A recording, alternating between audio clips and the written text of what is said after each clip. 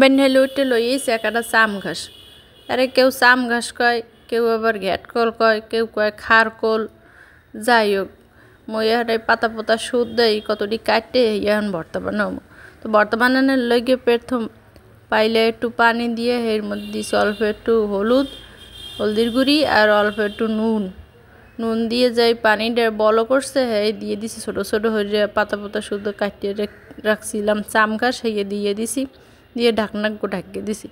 যাই হিজনে হয়ে গেছে হ্যাঁ একটা জাপিতে ঢাললে পানিটা ঝরাইতে থুইছি। এদিকে যাবৎ পানিটা ঝরবে হ্যাবৎ মই কড়াইতে অল্প একটুখানি তেল দিয়ে পেঁয়াজ রুন দিছি। পেঁয়াজ রুনটা যে আদা আদা ভাজা হইবে হ্যাঁ দিছি কয়টা কাঁচামরিচ দিয়ে আবার একটু ভাজবো। এবার ভাজতে ভাজতে যে একটু লাল লাল হয়ে যাইবে হ্যাঁ এই চাম গাছটির এককালে ভালো মতো পানি কষলাইয়া বাইরে এইবার দিয়ে দিছি যাতে বেশি একটা পানি না থাকে। দিয়ে আরও কিছুক্ষণ এককালে ভাজা ভাজা হরমো, যে পানিটা হুগই যাইবে হ্যাঁ হেডারে উড়াই থমো।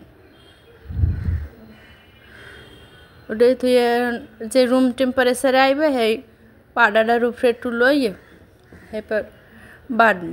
পাড়া পুতায় ভর্তা বাইটে খাইলে একসের মজা লাগে। আপনারা পাড়া পুতো থাকলে হাতেও বাড়তে পারেন, আর যদি না থাকে তা ব্লেন্ডারেও দিতে পারেন। তো ব্লেন্ডারে দিলে ভর্তাটা ভালো মিহি হয় না আর কি, পাড়া পুতায় দিলেই ভর্তাটা ভালো হয়।